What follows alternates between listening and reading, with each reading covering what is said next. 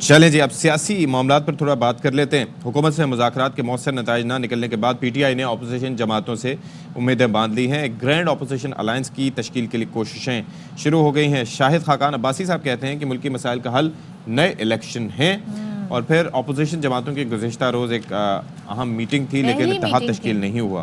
چلیں جی، اچھا، اب اس ساری صورتحال میں خواجہ آصف جو ہیں وہ اس اتحاد کے حوالے سے کامنٹ کر رہے ہیں، کہتے ہیں جی ماضی میں بھی بہت اتحاد بنے، کوئی ایسے کامیاب نہیں ہوئے، اور وزیر دفاع یہ بھی کہتے ہیں کہ سیاست میں حرف آخر کچھ بھی نہیں ہوتا اور معاملات تصادم سے نہیں مذاکرات سے حل ہوتے ہیں۔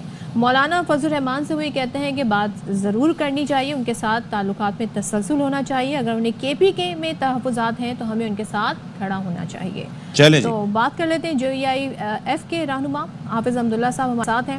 حافظ صاحب بتائیے گا، یہ جو ساری صورتحال بنی ہے مذاکرات کے بعد، اب اپوزیشن جماعتوں نے امیدیں باندھ لی ہیں اس اتحاد سے، پہلے تو یہ بتائیں اتحاد کو ہم یہ کہیں کہ باقاعدہ یہ اتحاد تشکیل ہو گیا ہے اور تمام تر جو ایشوز ہیں اس پہ آن بورڈ ہیں تمام اراکین؟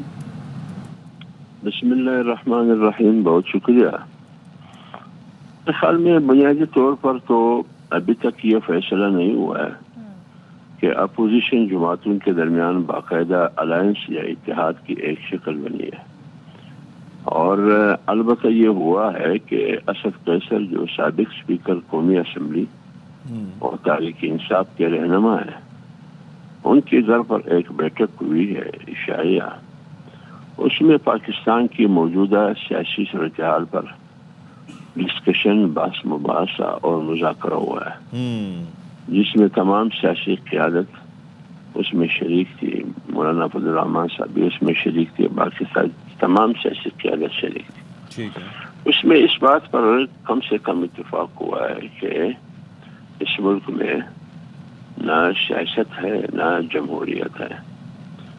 البتہ یہ نہیں ہوا ہے کہ ہم باقاعدہ ایک سیاسی اپوزیشن قیادت یا اپوزیشن جماعتوں پر مشتمل ایک اتحاد ہو اور ہم آگے لائے عمل، ابھی تک یہ فیصلہ نہیں ہوا ہے، یہ صرف مشاورت کی حد تک تھی۔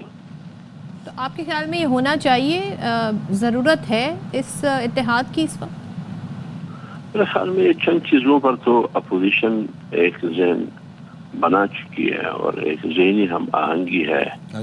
جمعیت علماء اسلام تو روز اول سے یہ کہہ رہی ہے کہ اس ملک میں جو 8 فروری کو الیکشن ہوا، یہ الیکشن نہیں تھا، یہ آکشن تھا۔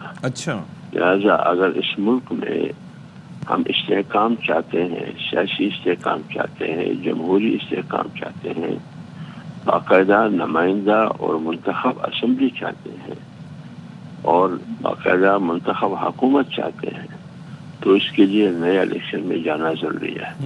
یہ جمعیت علماء اسلام کا روز اول سے مطالبہ ہے کہ اس ملک کو مستحکم کرنے کے لیے غیر جانبدارانہ، صاف اور شفاف انتخابات کا انعقاد جلد از جلد ہونا ضروری ہے۔ حافظ صاحب، اگر ہم یہ جو اتحاد کی بات کرتے ہیں تو اس میں فی الحال ڈسکشن کیا ہوئی اور اس کے اندر کون کون سی جماعتیں ابھی شریک ہیں اور باقی کون شامل ہو سکتا ہے آگے چل کے؟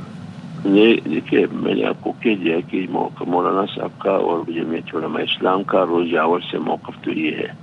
اب تمام سیاسی جماعتیں جو اپوزیشن میں ہیں، یہ ذہن بنا چکی ہے اور ان باتوں پر سب کی ذہنی ہم آہنگی ہے کہ موجودہ اسمبلی یا موجودہ حکومت یا عوام کا نمائندہ حکومت، عوام کا نمائندہ اسمبلی نہیں ہے، اس پر تو اتفاق ہے۔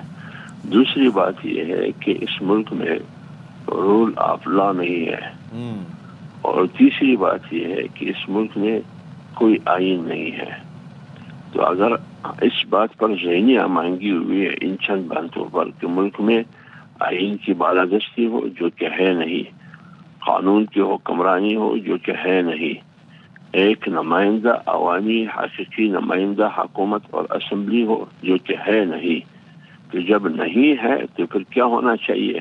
آگے مطالبہ یہی ہوگا کہ ملک میں نئے انتخابات۔ آپ نئے انتخابات کی بات کر رہے ہیں، پچھلے سال 8 فیب کو جو انتخابات ہوئے، ظاہر ہے جس سیٹ اپ کے تحت ہوئے وہی سیٹ اپ موجودہ سیٹ اپ ہے۔